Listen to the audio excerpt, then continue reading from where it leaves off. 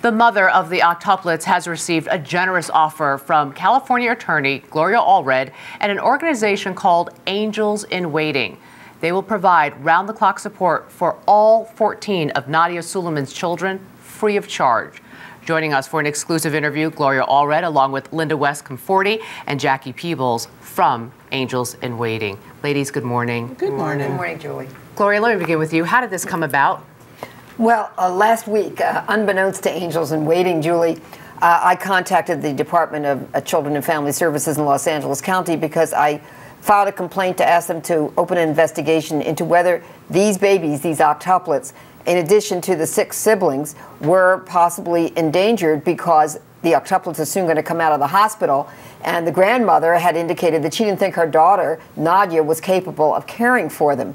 At the same time, Angels in Waiting, who's a wonderful organization with a registered nurse, with prenatal care and neonatal intensive care for medically fragile infants, had contacted Nadya, or tried to, through Kaiser, through her publicist, and through a website, to say that this is what they do. They provide for the care of high-risk, premature, medically fragile infants, and they would be willing to provide 24/7 care to these babies when they come out of the hospital, in fact, to the siblings as well, with nurses and educational development specialists, such as Linda.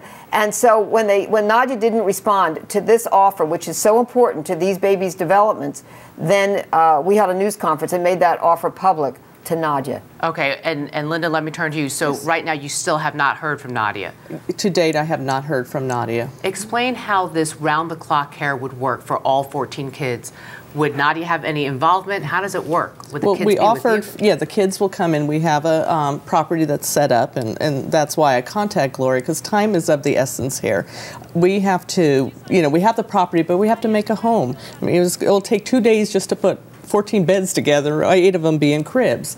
And I was really concerned when I watched the NBC special. I saw how small these preemies were, and I'm set up for it. I have occupational therapists, I have physical therapists, I have behavioral feedback doctorate that's all on board to help these kids. And so I contacted, excuse me? How long can you provide care for these kids free of charge, and how much is that going to cost your organization? Well, we're looking for donations, and we did the calculation basically, and Jackie could talk a little bit more in regard to that, but it's going to be about approximately $130,000 a month to care for them. And for all 14. For all 14. And that also includes therapy for the mother. Because Jackie, let me turn to you. What are your concerns for these octuplets? What special needs might they have?